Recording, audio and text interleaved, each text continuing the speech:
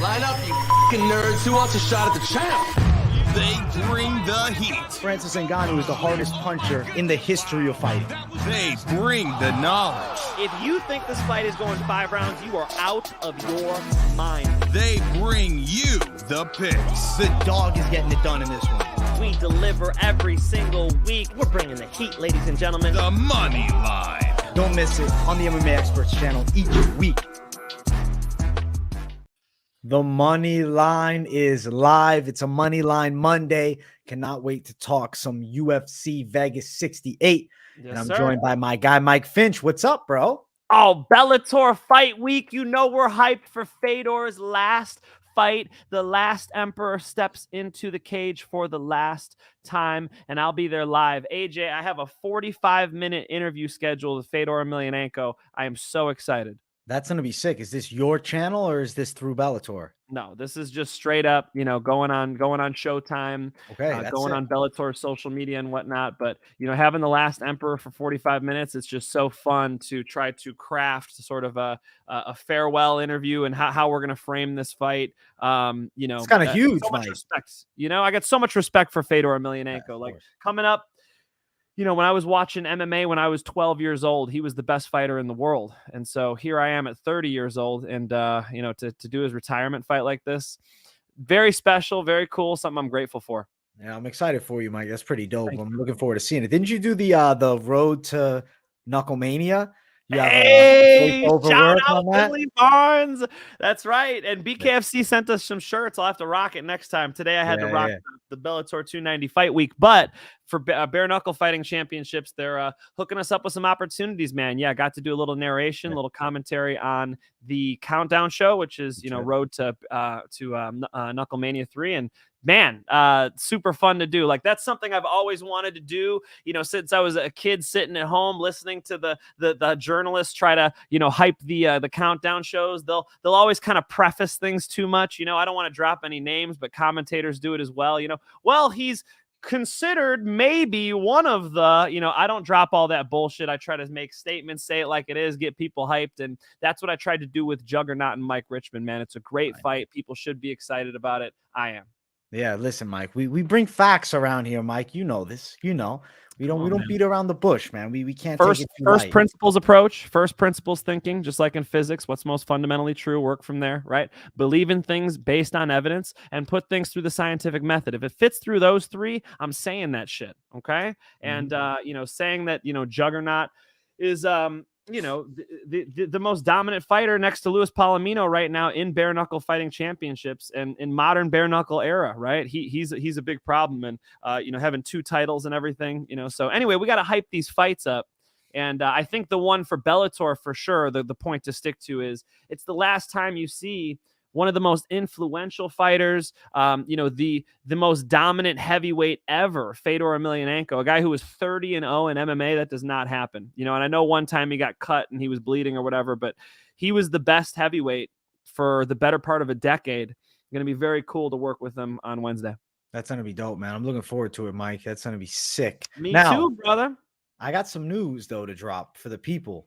Arnold Allen, Max Holloway. This fight is booked now, I believe April. Do I have the exact date? No.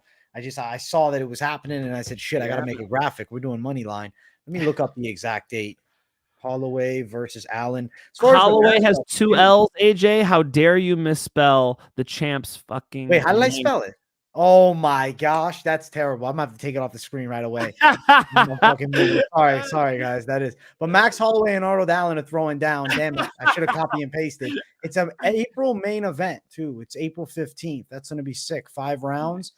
Nice. It's hard to pick against the youth for me right now. Arnold Allen's looking pretty nice, dude. Dude, Arnold Allen's a huge problem. Max Holloway is going to really need to bring his best form, man. He's got to let his hands go on timing again. He hasn't had his timing. He couldn't find it against Volkanovski, but the time away probably was good for him, man. A little reset. And, Max Holloway is one of the best fighters in the world. So that is a good fight. I think Allen is, I wonder what the odds would be. Like, have you noticed? Have you seen it yet? No, let me see if I can find anything. Early leans, because I bet you that's near even. If not, you might have to give just a slight edge to Allen. If Allen was dog money, that'd be interesting. That's a really fun fight for the fans. Very high level strikers going at it. No odds I'm seeing right now. So at the time of us streaming, I don't have odds, but I'm assuming that I could see close money. I think it's in the, maybe -125. It might be less. Like, it could be an even pick'ems to open, because that's a really competitive fight. I'm looking forward to the matchup a lot. I am gonna early lean Arnold Allen. Something I've been doing lately, Mike Finch. I've been going youth, Mike. I've been having to go more the youth side. I've made some mistakes in the past.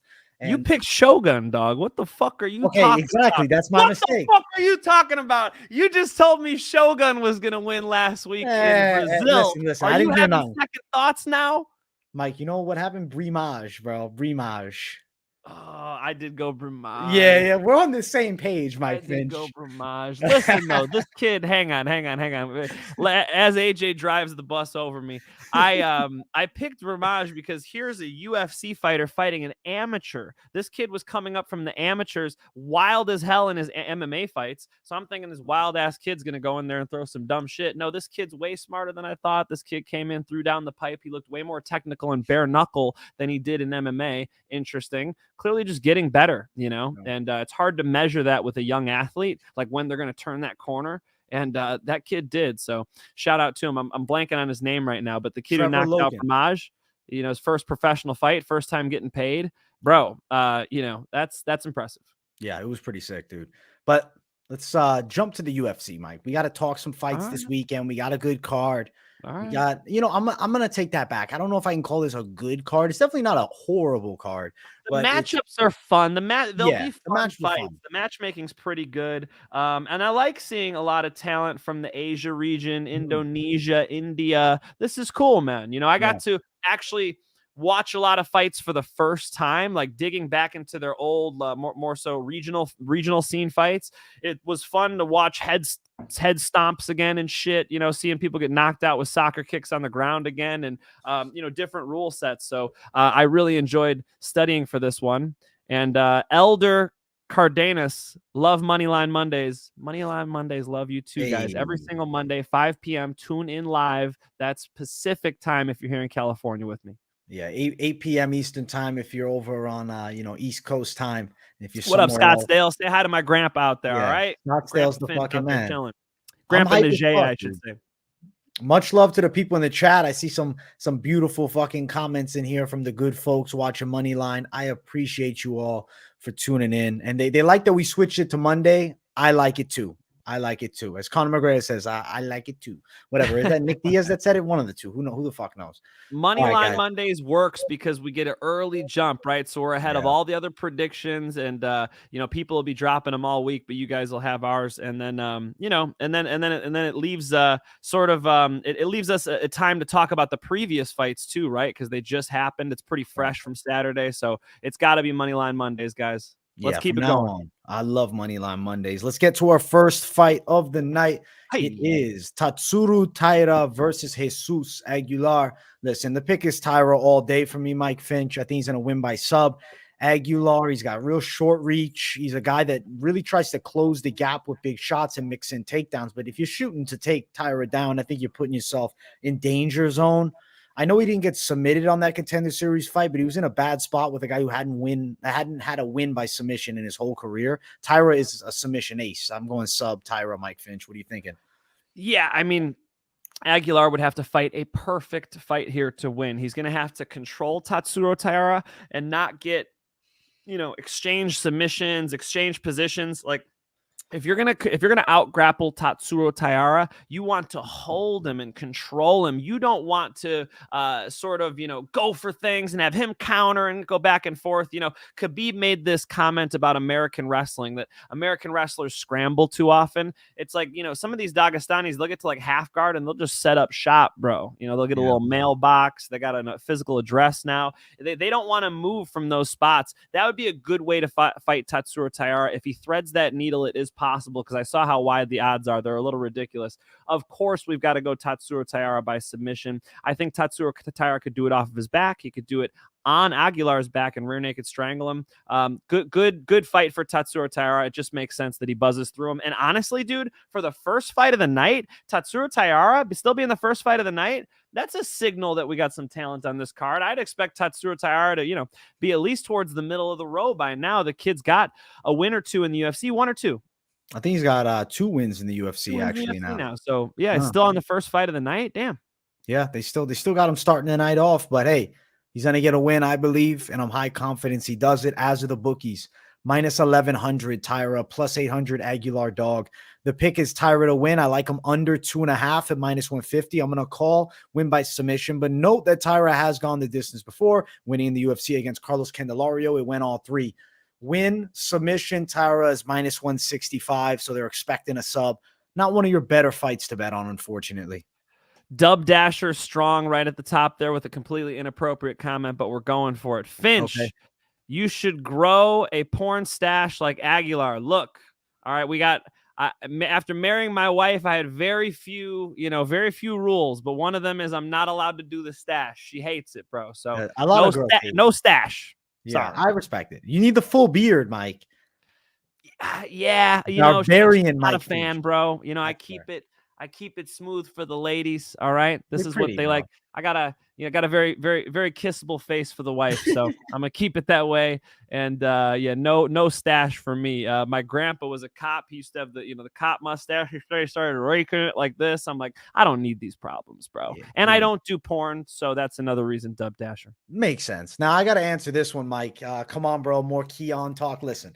If you want to hear what I got to say on that, Mike Finch, I said, Mike, if someone brings it up in the comments, we'll talk about it. Listen, Kiiyon Kimura, he was out of line with what he said. I completely disagreed, and I gave my reaction to it on the channel. It's my most recent video. I picked apart his fallacy of an argument and gave the truth, man. That's all. That's it. It was one of those just rambling things. I know Mike saw it. I know he saw it. Yeah, I felt like I got dumber watching that video. Like his points were so ridiculous. Kiiyon said, "Why don't we say that Francis Ngannou is a technical fighter?" Or he even went as far as to say very technical. Why don't we just say water is dry? Like, what are you talking about? He's a powerhouse puncher. Is the intro of the show literally says Francis Ngannou, your line. Francis Ngannou is the hardest puncher in the history of MMA. Well, why do we have to talk about that? Well, why do we talk about anything? Kiiyon, I don't understand why anybody would listen to that nonsense. And I think I at least lost 5 IQ points by the time I got to the end of that video. However, AJ, you made some phenomenal points, and I'll echo them as well. Thank you, Mike Finch. Thank you, brother. And then Polidorio's revenge. That's my answer to you on that one, brother. Let's go. Dude, I think that Taira all day. Yeah, it's not competitive, man. Let's keep running. Let's get to a fight that I think is going to be an interesting matchup. Jeong Yeong Lee, Denis Tiuliulin. I'm leaning Tiuliulin, man. I think he's going to get the KO. He's my pick this week. I feel like the Iron Turtle doesn't have the power for him to keep Tiuliulin off of him. Something I also like is hearing that Tiuliulin's out there sparring with the Sean Strickland. I kind of feel he's got the confidence to walk through the shots of Park and he's going to put a high pace on him. And I think he can hurt him. I'm going to go later stoppage, 3rd round, Mike Finch.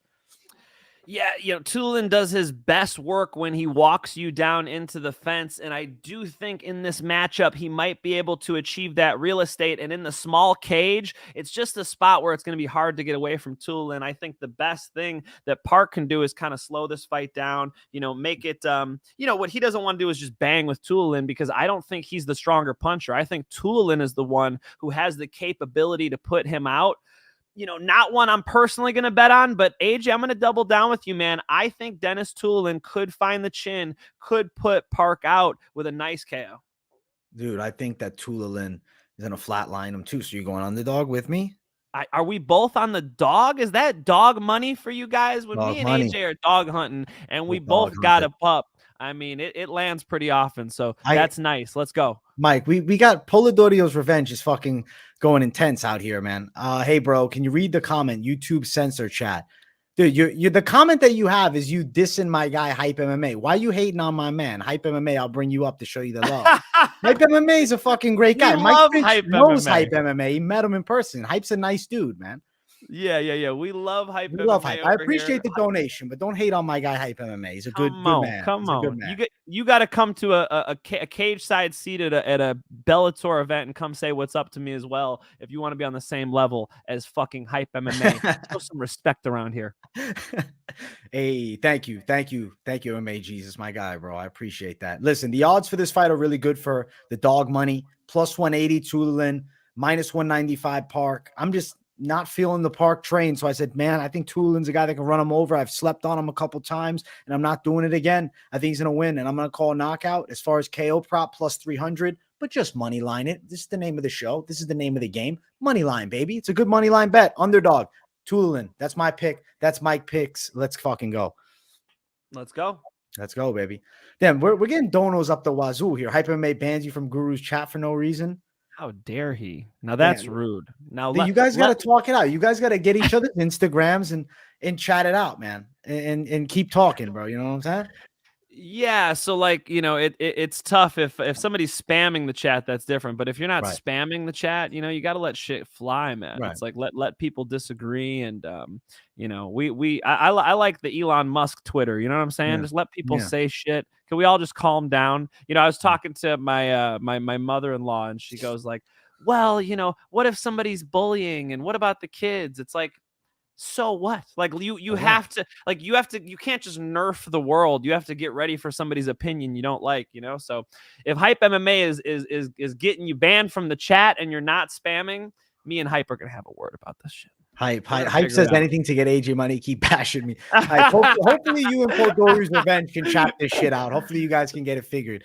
Because you know, another reason we like Hype MMA around here. Yeah, he's a good man. Hype's a good man. He's for us all, baby. Much love, Hype. Much love to Polidori's Revenge too, Mr. Donation. I appreciate you, brother. Much love, homie. Let's keep running through the card, Mike. We already got 2 down, and I think we're looking good with our picks so far. This next one, we got Jeong Yeong Kim versus Mandy Böhm. Mike, I'm picking Jeong Yeong Kim all day. I can't pick Mandy Böhm here, brother. I'm sorry. Jesus Christ. Can but you pick Mandy Böhm? pick the losing record of Kim? How can you pick that? Let me tell you, man. The skill set wise, Böhm to me is not UFC caliber, bro. But Kim at 5 and 6 is? No, she's 9-6-2. 9 wins, 6 losses, 2 draws. And let's be honest, I thought she beat Priscilla Cachoeira, so she should have a win in the mix there. Split decision loss in the last one. Like at least she's not a terrible fighter. Like she's not that bad. I think she's in tricky matchups. She can box a little bit. She's got more power than Böhm too. Okay. Yeah. Oh, you know, only 4 losses in a row. No big deal. But yeah, you're right. To Alexa Grasso, Molly McCann, Priscilla Cachoeira, Jocelyn Edwards. That's pretty bad. That's pretty bad, bro. Jocelyn Edwards is not that good. But yeah, you're right. You got Mandy Böhm on the other side. Look, Mandy Böhm should try to kickbox her a little bit. You know, Mandy Böhm lost to Lipsky and Victoria Leonardo. You know, man, it's tough for me to say, dude. It's definitely one where I'd be like, do not bet on this shit, right? Would you tell anybody to bet their money on this? Jeong Yeong Kim is a wide favorite, man. And if the odds were closer, I'd bet on her. But the fact that she's a big favorite, it's kind of, I think, irresponsible of me too. Because she's a minus 265, Böhm plus 230. She still's on a 4-fight losing streak, like you said. Yeah. I think she's gonna beat Böhm. I'm pretty confident she does, but like this would be one you bet on, and then you fucking kicking yourself when she loses a fucking split decision. So yeah, probably one you lean towards staying away, but I do think Kim is gonna get her, man. Just the odds are wide for it. Do not bet on this fight, you crazy bastards. But I'm gonna go with the underdog. I'm gonna go with Böhm. I think. Now I'm about to bet on it, Mike. I do think she could edge out a decision. Not extremely impressed with these ladies. What can we say, Mike? I'm thinking that, dude. I just think Böhm doesn't have the sting. I feel like she can't keep Kim off of her. I think Kim will look Kim's right. more fit. Yeah, a little more fit, right? You know. Yeah, fair enough. Kim's big. She is coming off of close fights too. What could I say, man? I just feel like the output could be enough with the kicks and the, you know. neither girl has great strengths, AJ. So it's tough to break the fight down because it's like I could see either lady. You know, Böhm has submission wins. Like True. Böhm could climb on her back and choke her. I don't know. It's it's one where, you know, I'm gonna watch with some popcorn, and the result will not affect my life. I respect it. I think it's actually going to be a decent fight. Like, I think stylistically, this matchup could look good. Okay. Like a sloppy brawl. Let me bring up this donation right here. MMA Jesus 316. Road to the UFC. Fire card. Yeah, the road to the MMA UFC. Jesus too. Oh my God. Yeah, I love the fucking look. That's the real MMA Jesus right there. He's got the flow, baby. My man. Wow, man, with the blue hair. Holy He's a fucking shit, savage, bro. That's psychedelic as He's a fuck. long-time follower of the channel, bro. I've seen him for years and years, man. MMA Jesus went sentient with that profile picture right there. He is, bro. It is dope. Thank you for the donation, MMA Jesus 316. I appreciate your love and support, my man. Thank you. Mike, let's get into these fucking animalistic road to the UFC fights, because that's what we're starting with right here. Hey. This matchup between Hyun Sung Park and Seung Choi, 125-pound weight class. This is the road to the UFC finale. I love this fight. I actually was very impressed by Park. He fought a guy in his last fight that he had trained with. It was a Muay Thai fighter that actually hurt him bad early, and then he was able to weather and get a submission win. I kind of see these guys as both skilled everywhere. I just think Park is more powerful, a little bit more explosive, and I think the wrestling in the back pocket is going to be a little better. I think Park is going to get himself a W in this one, Mike Finch. What are your thoughts? Yeah, Park is strong when he gets to the body lock. He applies good, patient pressure. Choi is much more like bouncing in and out. He's got, you know, throws 1-2s and tries to slide into the pocket, slide back out. And I think he's going to have some trouble with the pressure of Park, especially since they're fighting in a fucking phone booth, man. That little cage is going to be a problem for Choi. I think he won't have as much real estate to employ his style as Park does. Park just wants to cut him off, like get a hold of him, drag him to the ground, just, you know, keep cooking him. And I think he will. You know, Choi's a real test for him. Make no mistake, this is a good fight. Either man can win this fight. I'm going to double down with you on Park. I'll say decision, and I'll think like 29-28. I think Choi can land some shots on him. The in and out movement. Choi might be a little faster early on, but I like that pressure of Park. It's going to wear Choi down, and I think in the clinch, it's going to be Park, very physically strong. Like I said, once he gets to your hips and body locks, he's got nice takedowns. We'll go with that. Park for the W. I'm thinking I could see a sub, but I'm thinking I'm going to call a knockout. I think he does get it done inside of the distance. Should be a pretty interesting fight, man. I actually like these road to the UFC matchups a lot. The odds favor Park. He's about -180. Choi sitting at +172. Yeah, let's see. You like decision. So the over is not good here. It's -245 for over 2.5. And then if we're looking at Park to win inside of the distance, my end, okay, +260 for an inside the distance win for Park. It's not horrible. That's a good line. And that saves you because I could see him subbing him too. Yeah, who just said that? Park via sub. MMA Jesus just agreed with you. I could, absolutely. I would honestly have to study Choi's bottom game more. I haven't really seen him on bottom too much. I know that, you know, it's going to be competitive on the feet, but yeah, if Park could drag him to the ground, he could start dominating the fight. Absolutely. Either way, I mean, if you're going to bet on this fight, I think the money line would obviously be the right choice. Yeah, I think Park win money line. Let's keep running, bro. We got some good agreement going for the majority of these things here, man. Nakamura versus Kazama. This fight is between Rinya Nakamura, who looks like a villain, bro. He looks like a villain. Toshiomi Kazama with the blonde hair, who's a decent fighter. I think that just Nakamura is a monster. Even the way he moves, like on the takedown setups to the striking to the power in his hands, he's like, I don't know, man. I'm not saying he's like Khamzat Chimaev, but he does have like that good fucking movement. Like I like what he's fucking doing. I think this dude dangerous. Whoa, you said I don't want to say he's like Khamzat Chimaev, but in saying that, you put him and Khamzat in the same sentence. More so, it's like the way that he like gets takedowns and like the way he bounces. Like I don't know, he has a similar like bounce to me. I don't know how to describe it really. It's a good flow. He's a wrestler with a great shot, and something that he does is he finishes double legs well and controls the hips. That's something that I noticed that, a lot of people don't do, is they'll finish a double leg or something, and then there's a degree of separation right away, and the person could start scrambling back to their feet, or they're trying to transition to something. What Nakamura does very well is when he hits a shot, he controls you all the way down to the mat, and then he keeps your hips. So no matter where you go, he's going to gain top position. He's going to follow you. It shows a higher level of wrestling. You could call it chain wrestling. And Khamzat Chimaev is very good at chain wrestling. It's something he showed against Leach. He shot in right away. Leach gave him those hips, stuffing, Thanksgiving turkey dinner, right? But Khamzat turned that corner, came up on the body lock, and then was able to throw him around. Hey, where's Dana? Threw him on the ground, right? That's chain wrestling. That's something that Nakamura does. So I'll take the comparison. I'm just messing around with you. Nakamura is a finisher like Khamzat too. He'll get on top and he'll try to submit you or TKO you. That's all important stuff. On the other side, he's up against a real jiu-jitsu ace. I mean, when I watch Kazama in jiu-jitsu, he's sharp, man. His arm bars are sharp. His chokes are sharp. And it's not just him in dominant positions that's sharp either. He's good off of his back, dude. He's got a nice triangle choke that he's used before. It was cool watching their fights back. I actually studied both of these guys for a good 40 minutes last night to try to dig into some of their older fights, and very talented fighters, So it is a tough test for Nakamura. Make no mistake about it. He runs the risk of getting submitted in this fight, but I got to go with Nakamura by decision. And let me say one more thing, AJ. Kazama hit a submission that I have never seen before. How often have you heard me say that? We've been doing the show for over a year.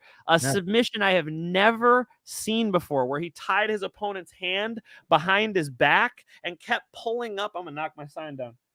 And kept pulling up on the arm until he had like a shoulder lock going. That was crazy. So seeing somebody come up with creative submissions like that, or at least execute them in a fight, like his submission game is legit. I would not be shocked to see him latch onto something and spoil what is a real talent, and no question about it. Nakamura, the wrestling base, the strength, the power. So I'm gonna pick him. But yeah, I know I hear good things about the jiu-jitsu. Let's see how he fares against a guy with the capabilities to control where the fight goes. I think on the feet, man, you're gonna see Nakamura look nasty too. He throws heavy fucking shots. I'm kind of thinking I'm going knockout here, man. I'm gonna go. I'm on knockout. I'm saying kind of. I'm not kind of thinking that. You're all in, okay? Yeah, bro. I'm thinking there's gonna be some finishes, man. I think that this dude's dangerous. He's a crazy wide favorite, -400. Kazama +355. Excuse me, fellas. My apologies. I think like Nakamura by KO is +110. It's not really great. I do think he wins by KO though, but like the lines are not great for this fight. I'm confident that he wins though. I like Nakamura a lot, man. I'm sold right now. I'm very sold from what I'm seeing so far. I see that. It makes sense. It's going to be hard to get away from him. And man, he's explosive, dude. He's got a lot of pop. So yeah, fun athlete to keep an eye on. Somebody who has the capability to challenge for the title one day and be phenomenal. Yeah, Nakamura is somebody to keep an eye on. I'm doubling down with you. I was just as impressed as you. It was going to be an easy one, and then I kept digging into his opponent here. And yeah, Kazama is going to be up there too, man. Two of the tougher guys. I like it, bro. And scarf hold lock, is that what it was, Mike? That's what scarf hold lock. So scarf hold is when it's like you wear a scarf on your neck, right? So Ronda Rousey used to get into it. It's where you have somebody's head and their arm is available here, and so you could grab the arm and you could twist it in different ways. That would be with your legs, MMA Jesus. I'm talking about he literally like had the dude's back, grabbed his wrist, came off the back, and twisted his hand all the way to the back of his shoulder. I mean, at this point, just check out my Instagram story. I'll post it, I guess, because you guys need to see this. It was definitely not something from the scarf hold position. MMA Jesus. This was some funky shit. I like the funky shit, bro. This kid brings the funk. I think, unfortunately, though, is he going to get a contract if he gets beaten here? I don't know. The road to the UFC, to me, it's like they're fighting in the UFC for the final fight. Only one stays, right? Or are we doing it like Ultimate Fighter style? We're picking and choosing who we're signing. I'd prefer to see both of these guys matched up against other UFC competition. Both of them are exciting fighters too. Both of them are finishers. It's what we want to see. Yeah, agreed, bro. Let's keep running. Next fight, another one of these matchups that are in the road to the UFC tournament, 145-pound finals. It's Zha Yi versus Jeong Yeong Lee. Damn, these names are fucking getting me today, Mike Finch. Yi Holy versus shit. Lee. I like it. I Yi like it. versus Lee, baby. For a rap song, dude. It rhymes perfect. I think Lee's gonna get him. You going Lee? Lee's explosive, AJ. Holy shit, dude. He talks shit too. Yeah, he's in there talking shit like Shinya Aoki, but he's bombing on dudes. He snaps like a rubber band. He is quick. I like his right hand a lot, bro. Just right down the line. He flatlined that dude in the last fight pretty bad.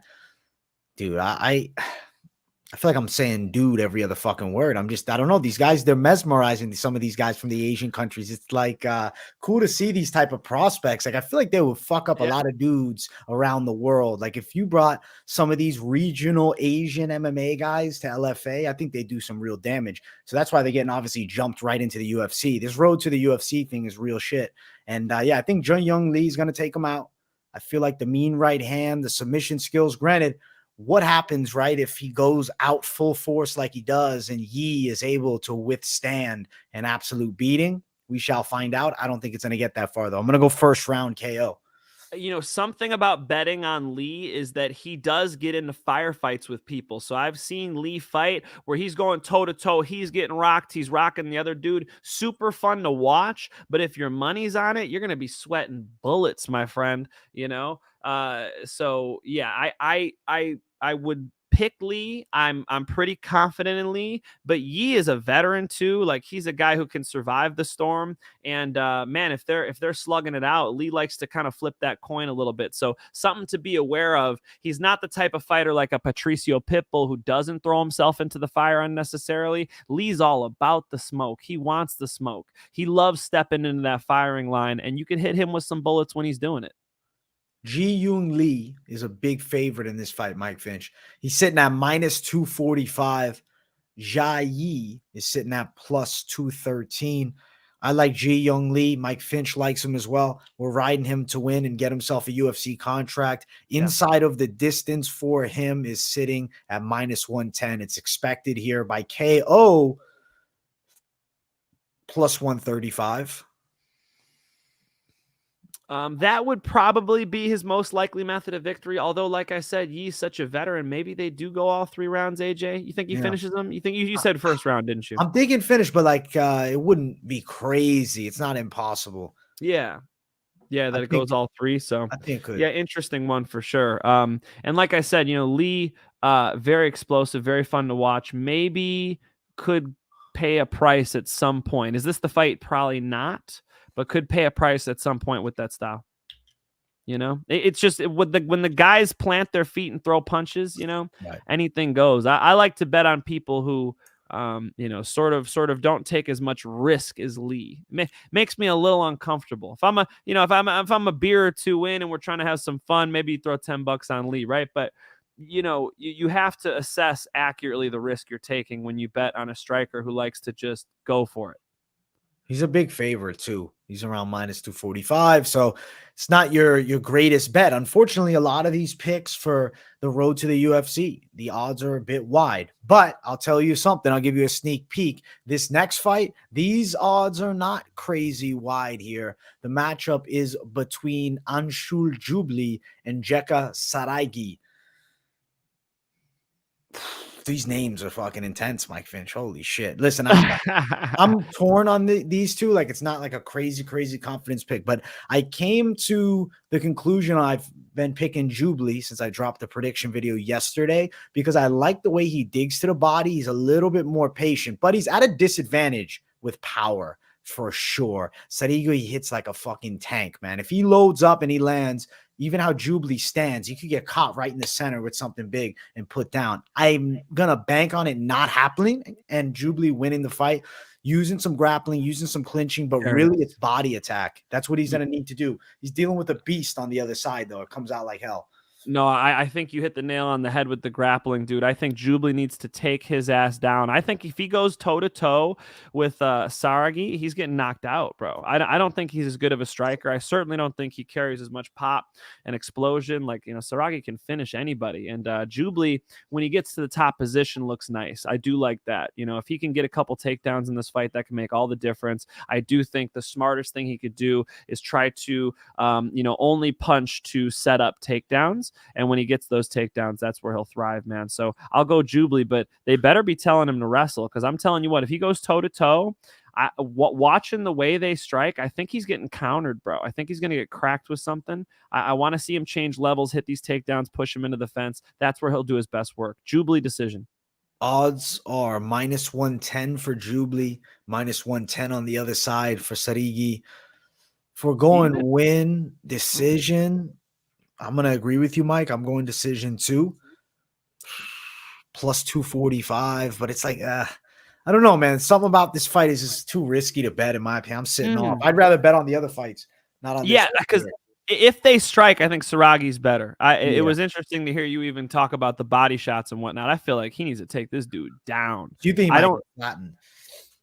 I think he has a lot of trouble going toe-to-toe on the feet. But being the mixed martial arts fighter will make the difference. We're both on the same guy, though. Even odds, both on the same guy. Come on, man. Yeah. Not the worst bet I've seen so far. No, I guess it's not. We'll see if he can work his game. We shall find out. As this fight gets closer, I'll decide if I'm one to bet it. But like right now, it's not. We'll do the weigh-ins look. AJ's been pretty high percentage on the weigh-ins look. Once he looks at him at weigh-ins, your odds go a little north. Yeah, I like the weigh-in looks, man. It changes the game. You can feel the vibe out and shit. Let's see. Next fight of the night. It brings us to the main card. If you guys haven't smashed that like button, if you're new to the channel, subscribe. We're starting it off with Adam Fugitt taking on Yusaku Kinoshita. Kinoshita is a guy coming off the Contender Series. He got a win over a guy who was freakishly tall. Nice knockout. Yeah. Hits with some power. I like what I'm seeing. And on the other side, Fugitt doesn't overly impress me. He's a tough dude for sure. He's got some decent enough takedowns. Muay Thai-esque style. I think he's at a disadvantage of speed in this fight, power. And I also see him getting hit down the line with straight punches. And I think Kinoshita can do some damage to his face when he lands. It's an interesting fight due to the fact that both these guys are southpaws also. So that's going to be interesting, right? Something that I brought up is who would more likely be used to seeing southpaws? I'd say it'd be Kinoshita. From the Eastern Hemisphere, I believe there are more southpaws. This is just something that I've heard, and I think it is true. You know what? That's the first time I've heard that was listening to your last show. Yeah. Interesting note. Yeah, I've heard this before, man. That people from that side of the world are more likely to, be either left-handed or fight southpaw. So I feel like if Kinoshita training with other southpaws, Fugitt, he probably sees it on occasion, but it's not every, damn day. I mean, maybe there's some southpaws in the gym. I don't know. Either way, I don't think they bring the heat like a Kinoshita does. So that's why I'm going Kinoshita to win by KO, man. But I am expecting a banger because Fugitt comes to fight. Yeah, I think Michael Morales did lay out a good game plan of how to beat Fugitt, and it's disengaging from the clinch, it's using the boxing, and I do think that Kinoshita is perfectly bred to be able to execute that. That pull 2 he hit on Dana White's Contender Series was nasty. He's definitely got some power in his hands, powerful kid, and this is the one guy where I said I was watching the head stomps, dude. In Ryzen, he stomped the shit out of somebody's face. That was messed up to watch, man. Him drop his opponent and go in there and just stomp on his head like he was putting out a cigarette. That was messed up, man. It reminds me why they banned those. It is just brutal to watch another man just stomp, just like curb stomp, world star hip hop. World star! That's what it looks like when they're in there stomping on somebody's head. So I don't think he'll win via head stomps. That would be a DQ. However, I do think he'll let his hands go. He's the better striker in this matchup. He's got a lot more explosiveness, good pop on his shots. It's a good matchup for him. A fun fight, though, and one that might be a little more competitive than, some Fugitt haters might think. It's just that I think the game plan to beat Fugitt's out there. It's striking with him. It's disengaging in the clinch. I think he gets it done. I got it odds-wise, -275. Kinoshita, best line. Fugitt +270. So it's wide favorite Kinoshita.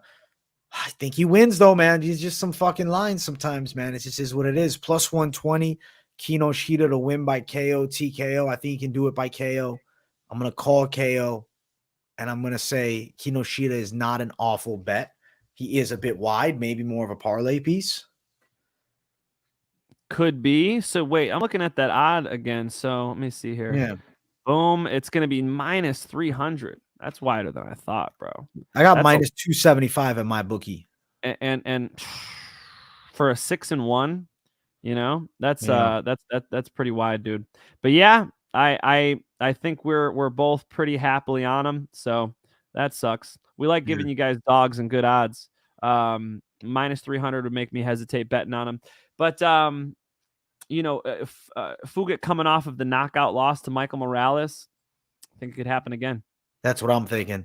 I'm riding momentum into this one too. I'm going to go Kinoshita. I know he's a little wide. Maybe a parlay piece. Have a couple like we talk about, you know, diversify with these parlays. Be versatile with it. Let's keep running. Mike, next fight is dope. This one's incredible. It was a good fight. Holy shit. Doo-ho Choi is back after a 3-year layoff to serve in the Korean military, and he takes on Kyle Nelson. This is a good first fight back because Kyle Nelson can fight, man. Canadian guy, the last guy to beat Choi, Canadian guy, Charles Jourdain. That's just something to note here. I'm not saying that it really matters, but, you know, Canada's got a little one-up on Choi as of late. Listen, he takes a lot of damage in his fights. That's Doo-ho Choi's fighting style. He's like a relentless brawler. He comes, he brings the heat. At times, he'll throw spinning shit. He might be out of position, but he's not going to quit. He took damage from multiple years in a row and then took this long layoff. Granted, he wasn't super active even since, you know, he fight the Cub Swanson level of, you know, an opponent, Cub Swanson, Jeremy Stevens, and Jourdain. I think this layoff is good for him.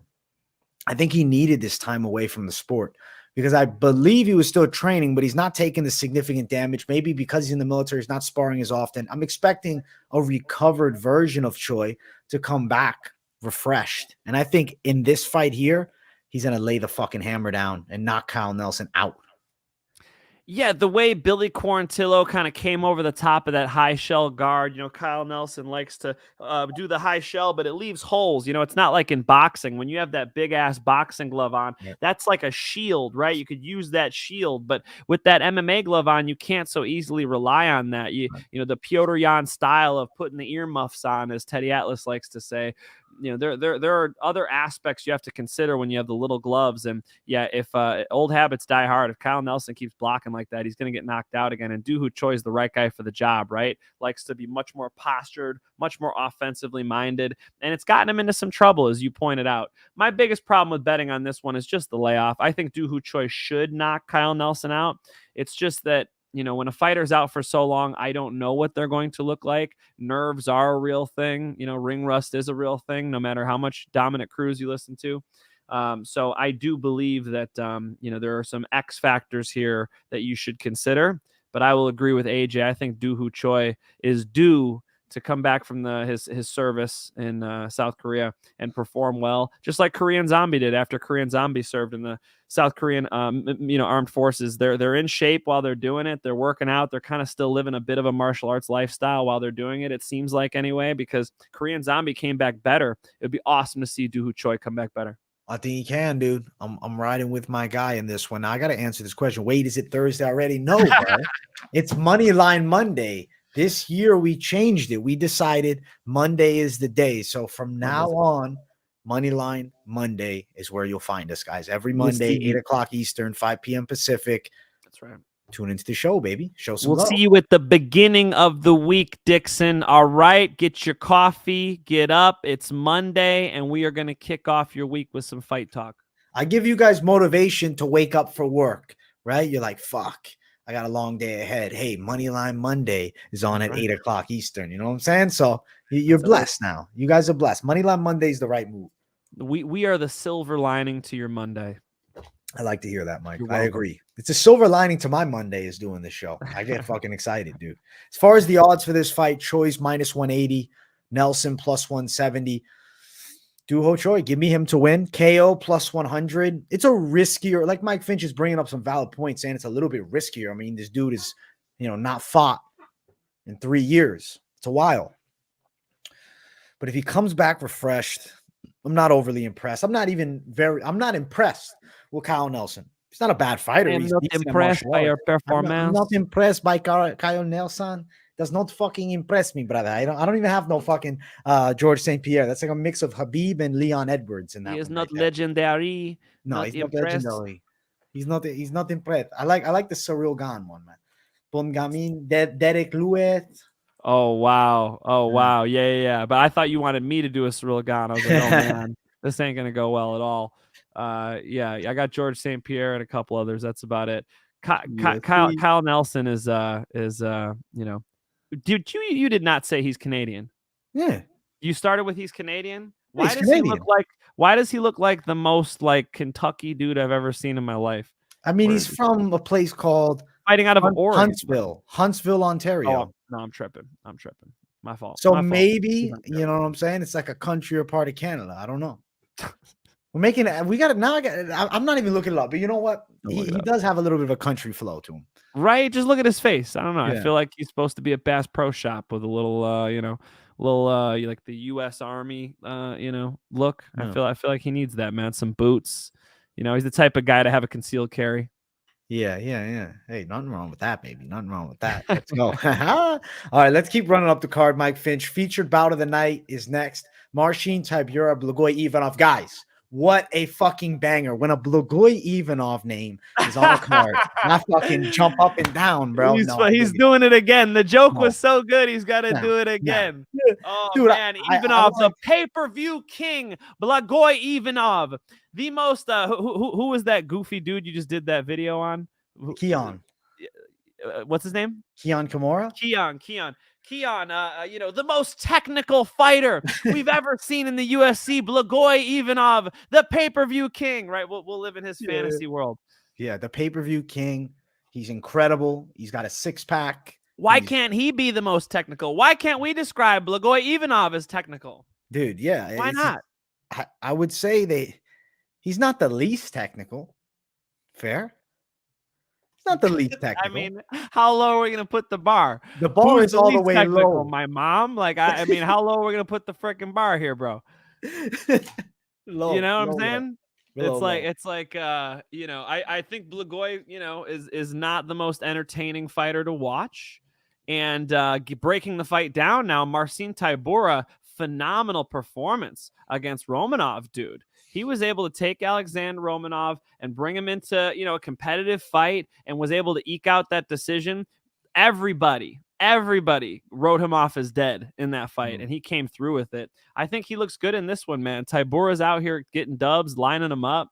I'm surprised he's even got Ivanov in front of him. I figured Tybura is going to go up there with Curtis Blades or something now, So Tybura is deserving, and you got to give him some respect. I think he beats Ivanov. I think he does it handily. He's got to beat Ivanov, man. If he loses to Ivanov, call it. It's done. It's done. Like Tybura, he's a better boxer than Ivanov. And I don't say Tybura is a better boxer than too many. You know what I'm saying? He's good at coming back. He's good at recovering. But Ivanov, slow plodding heavyweight, sloppy at this point, past his prime. His heyday was World Series of Fighting. He came to the UFC already past his prime. I know he's younger than Tybura, but age doesn't always, tell the tale of primes. I think Tybura, he don't look like it. It's biological age, bro. Look at his face, dog. He looks like Harvey Weinstein under me, bro. He does not look good, dog. It is not healthy, dude. Holy shit. Why doesn't he look like he slept, bro? What's going on with that? Blagoy, are you okay? He needs a little manicure.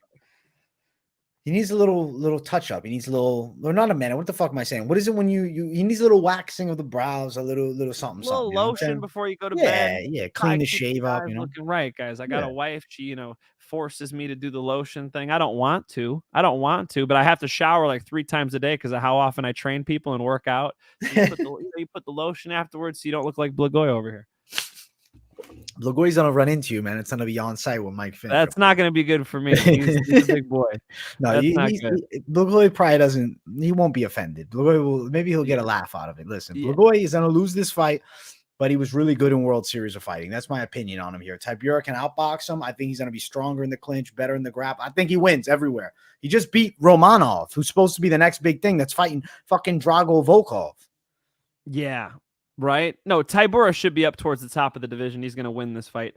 And I think he's going to look good doing it. Are the odds close? Yeah, minus 140 Tibura, minus 135 even. Blagoy plus 135.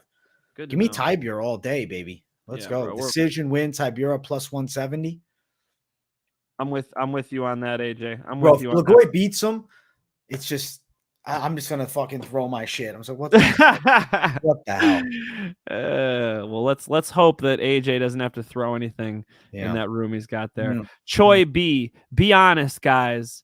Bellator card is better this week than UFC. Of course it is. Of course it is. What? If this is a UFC fight night and you're comparing it to the CBS debut of Bellator, you know, is that the most fair comparison you could draw? Probably not. Fedor versus Ryan Bader, Johnny Eblen, Tokov, Brennan Ward, Sabah Hamasi, Neiman Gracie's on the prelims. Yeah, for sure you guys should be watching some Bellator Saturday as well.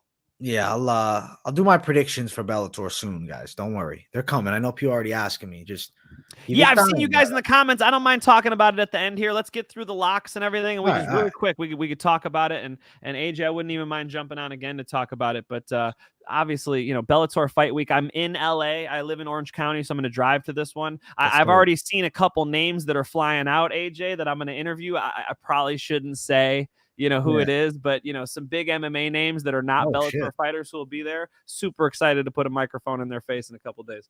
I will go live for Bellator with a fight companion. Hey. MMA and your boy has got to hook you up with a little, last time we had Yoel Romero on the show. Right. Like we'll do our best to hook it up. Let's go, baby. We give you guys some good content. I'm there running around live at Bellator on the floor, and sometimes I have a minute and I'll go live for you guys really quick. Cage MMA locker room. You might see Mike Finch there. If you do, say what's up to him, man. Oh hell yeah, MMA locker room, please, bro. You have to. I'll be cage side. You'll see me. We'll link up for sure.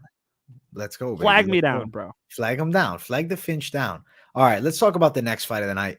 This is the co-main event. I'm intrigued by this matchup. I just froze for a second, man. I just had a. I thought you legitimately froze. Yeah, I was just trolling you. I was just trying. Went out. No. AJ's done. Okay. No. Dawoon Jung versus Devin Clark. I was just pulling up the names because I didn't want to fuck up Dawoon Jung's name. You know what I'm saying? I say it quickly. Listen, Devin Clark is like a very heavy pressure wrestler style. Comes out kind of over aggressive, can be a little wild, but he can bully guys into getting beaten up and he gets W's. But Dawoon Jung's more technical than him. I think he's the superior striker. Where he lacks is that athleticism. He's not crazy athletic, man. He's not that good of an athlete. He hits with some power. He's still strong, right? He's just not super quick. I'm going to say he knocks out Devin Clark. I'm going Dawoon Jung by KO in the third round. Wow. Dude, this one I've been like Humpty Dumpty on the fence about, and initially, as soon as I saw it, I wanted to go Jung, but then I was, going back into Devin Clark and realizing like JUCO national champion wrestler. Why don't we see it more, AJ? Holy shit. Does Devin Clark need to put on the wrestling singlet? Go ahead. I think what it is with him, it could be his style of wrestling hasn't made a great transition to MMA. I don't know. I feel like he's good against the cage with pressure. He doesn't have great open mat, double legs, single legs. He's not like super quick at getting the setup for the takedown. So I don't know. He has to kind of work strength for strength against these big guys, even if, they're not a wrestler by trade, like the MMA wrestling, add in the cage, add in the striking. I think that's why maybe he struggled a bit. I don't know. Maybe he's also falling in love with the hands a bit too much. And he doesn't train the wrestling as hard. And he doesn't have great jits. Yeah, he doesn't. Oh, that makes a lot of sense. Pull up these 3 comments really quickly. Air Dog. He said, Jung, it's the only place I bet. Low confidence. Dixon, Dawoon Jung, Derek Lewis, KO parlay, and then Justin, Jung by KO. All you guys on Jung, AJ on Jung. So let me help out my guy over here, the one you guys forgot about, the much more explosive athlete, potentially the more dangerous man in the cage, which is important.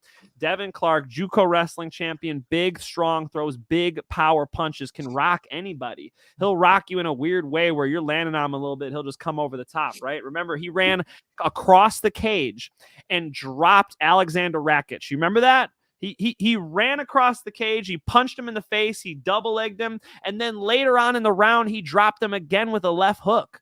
So he's dropping Alexander Rakic, taking him down. It's like the dude is capable. Devin Clark is capable of beating Jeong and maybe even by knockout.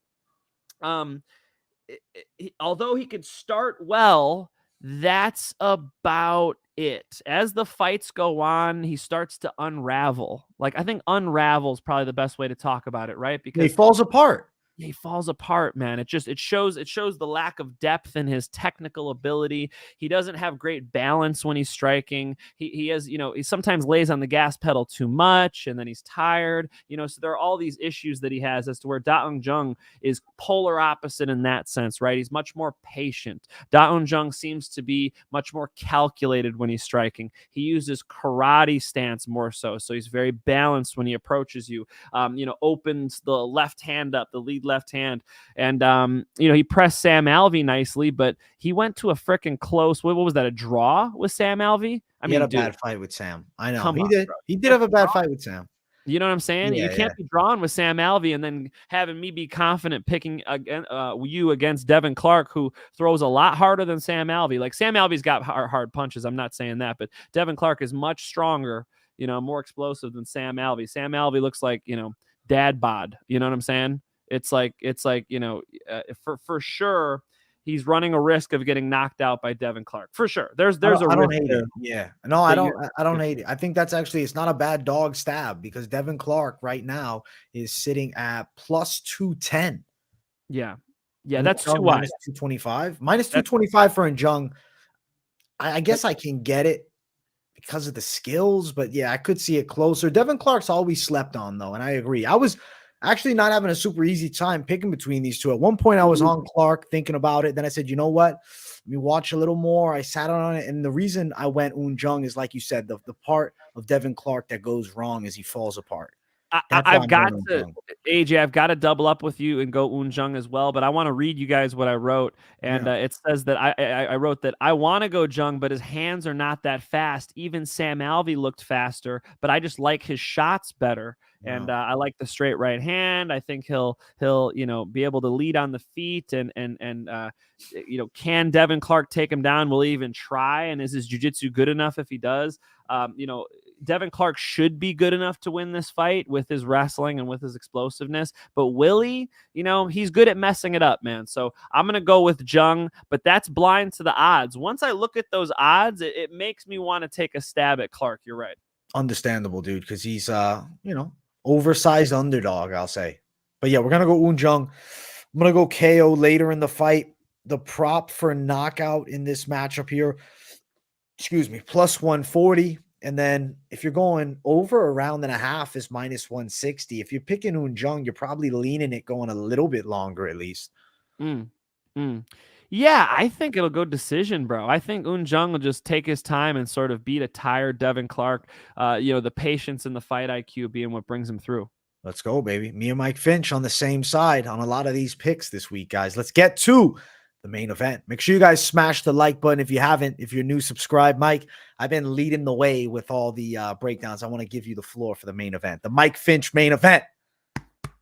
We've got the Black Beast in the house, ladies and gentlemen. Is he in shape, or did we get trolled like we did with Nick Diaz, catfished us all, and posted Instagram pictures with a six-pack and then came in there looking like a bag of milk? Who knows? But I do know that Derek Lewis contains a tremendous amount of punching power. No, he's not technical. Back to your guy that we've been roasting all day. No, he's a freaking powerhouse puncher. The Black Beast is a beast for a reason, and that's because he's got a bite to him. And he can knock anybody out in the world, but if you look at these two careers, they could not be on more different trajectories, right? Sergey Spivac looks like he's getting better. Sergey Spivac's been able to get on top of people like a Greg Hardy or, big, powerful punchers, and he's been able to dominate from the top position. It'll be harder to get on top of Derek Lewis for sure, but he's got 5 rounds to do it, and they're in the small cage, so shit's going to go down. It's either Derek's going to punch him in the face or Sergey Spivac's going to hit these trips, hit these takedowns. I'm going to be against AJ on this one. I'm going Sergey Spivac. I think he gets on top of Derek Lewis, and I even heard AJ say, What is he going to do? Get on top and TKO Derek Lewis? I can't even imagine it. Well, I can. I got an imagination. And I think Sergey Spivac TKOs him first or second round. First or second round, Mike Finch going to the dark side on Sergey Spivac against me here. Listen, I think that the Black Beast is going to land a bomb on the chin. The small cage might play into the favor of Derek Lewis because he doesn't need a lot of space to just land one. It only takes one with Derek Lewis. I can't pick against him here. When I first broke this fight down, it was months ago they were scheduled to fight. I was on Derek Lewis. I still feel the same way. I'm going to say he knocks out Spivac, but good luck to Mike Finch on the opposite side. Good luck to anybody picking Spivac. I think it's a fight for sure. I'm not saying it's the lock of the week, Derek Lewis. Fair enough, man. Yeah, Dixon Sider, Black Beast first round KO. He said, easy money. Easy money. We're talking about a guy who, I don't want to disrespect him too much. How do I say this really respectfully? We're talking about a guy who I don't know where he's at mentally, right? Like it seemed like he was mentally broken in his last two fights. And when you see that in a fighter and you know they've already had their title shots and you know they're towards the end of their career, you just wonder, you know, what their motivation is. And when things get hard, are they going to dig deeper? And I do think Spivac will. I do think Spivac sees a title shot ahead of him. He's the hungry lion in this one. And I believe the hunger is not there for Derek Lewis, although apparently he's looking skinnier, so maybe he's missing some meals. We shall see, man. It's going to be a fucking good fight. I like that me and Finch are on the opposite side. The main event, we'll find out. The odds for it, though, Sergey Spivac is a good size, minus 220 favorite. Derek Lewis sitting at plus 195. I like the underdog, Derek Lewis, to get it done. I do think this fight's not going to be long. Under 2.5, minus 255. Under 1.5 is minus 115. You like either of those, Mike? Can you give me the Spivac TKO? Spivac TKO plus 135. Lewis TKO plus 230. That's interesting. Unless Spivac like rear naked chokes him or something, that'd piss me off, right? That's interesting. I think the Spivac TKO is interesting. Sub is plus 300. Damn. Yeah, because Derek doesn't normally tap, but I could see it, you know? I could see Derek trying to get up and Spivac so much taller, puts the hooks in, strangles him. Both of those are possible. I would actually be surprised if this went all 25 minutes. Spivac's got a finishing bone in his body. He likes to get guys out of there, and you could imagine Derek Lewis getting worn down underneath Spivac if that's how this fight goes. We shall see, Mike. We're on the opposite sides of the main event. I got Derek Lewis. Mike Finch has Sergey Spivac. But it's time for Mike Finch and I to give you our lock of the week.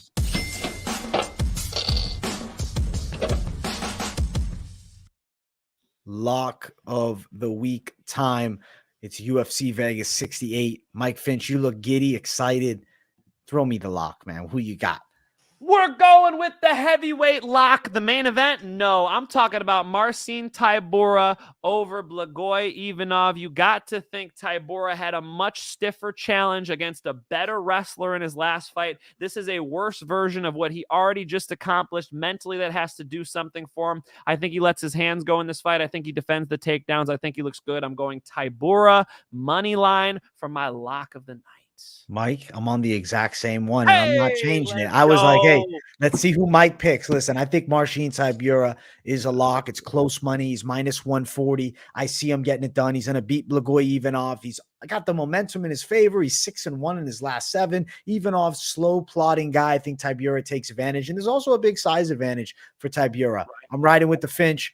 Lock of the week on the side of Marcin Tybura. Close money too. I like that it's not a crazy wide. I'm not giving you a minus fucking 500, not a minus 300, not someone that, you know, just is fresh into the game.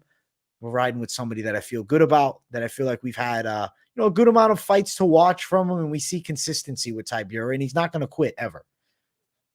Yeah, exactly. And again, you know, coming off of that performance, it's the momentum thing, man. He's got the momentum on his side. I'm jumping on the train. Let's go. Me and Mike Finch are on the same side. And now it is time to talk about some parlays. All the competition that try to compete, stand back, watch the bomb drop.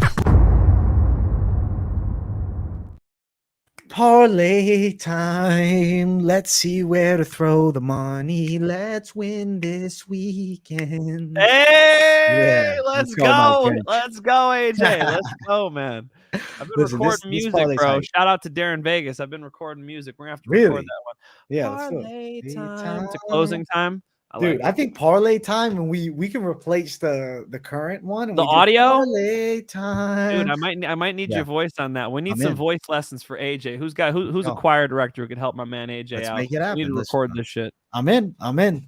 Parlay time. Mike Finch, what are you kind of feeling for your parlay this week? Look, I didn't like Lee straight money line, but if we're going to go a little crazy and throw him in a parlay, I could see a Nakamura and Lee parlay hitting. Nakamura and Lee are, to me, the two most impressive guys who are on that undercard, and they're both in good fights, though, so it's not like the UFC took it easy on them. You know, not the easiest parlay to hit.